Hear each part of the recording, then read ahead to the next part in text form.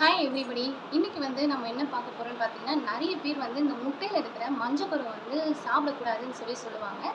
அந்த மாதிரி கிடையாது. நம்ம முட்டையில இருக்கிற மஞ்சக்கருலையுமே பார்த்தீங்கன்னா, உங்களுக்கு தேவையான கொலஸ்ட்ரால் இருக்கு. ஸோ கண்டிப்பா அது நம்ம உடம்புக்கு ரொம்ப தேவை. நம்ம உடம்புக்கு எதுவுமே அளவுக்கு அதிகமா போனா மட்டும் தான் அது பிரச்சனை குடுக்கும். ஸோ முட்டையோட மஞ்சக்கருல இருக்கிற கொலஸ்ட்ரால் நம்ம உடம்புக்கு கண்டிப்பா தேவை. ஏன்னா நம்மளோட எலும்பு சதைகள சுத்தி இருக்கிறதுல பார்த்தீங்கன்னா, இந்த கொலஸ்ட்ரால்ன்றது ஒண்ணு இருந்தா மட்டும் தான் நமக்கு சீக்கிரத்தில இந்த வலி வராம இருக்கும். ஸோ அதனால முடிஞ்ச அளவுக்கு நீங்க முட்டையோட மஞ்சக்கரு டெய்லி ஒன்ஸ் இல்லைன்னா 2 டேஸ் ஒன்ஸ் அந்த மாதிரி நீங்க சாப்பிட்டு வரலாம். அது யாரும் அவாய்ட் பண்ணாதீங்க. நம்ம உடம்புக்கு கண்டிப்பா குட் ஃபேட்ன்றது தேவை. குட் கொலஸ்ட்ரால்ன்றது தேவை.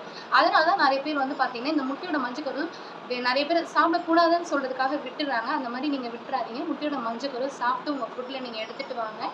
நீங்க ட்ரை பண்ணுங்க. கண்டிப்பா பெஸ்ட்டா இருக்கும். இன்னொன்னு பார்த்தீங்கன்னா, அதாவது நெய் சொல்லுவாங்க இல்லையா? நெய்ல நெறைய குட் கொலஸ்ட்ரால் இருக்கு. அது குட் ஃபேட். நம்ம உடம்புக்கு ரொம்ப ரொம்ப தேவையான குட் ஃபேட். அது பார்த்தீங்கன்னா, நம்ம உடம்புல இருக்கிற கெட்ட கொலஸ்ட்ரால கரைச்சி, குட் கொலஸ்ட்ரால அதிகமா இன்கிரீஸ் பண்ணும். ஸோ முடிஞ்ச அளவுக்கு நெய் உங்களோட ஃபுட்ல நீங்க 2 டேஸ் ஒன்ஸ் இந்த மாதிரி சேர்த்துட்டு வாங்க.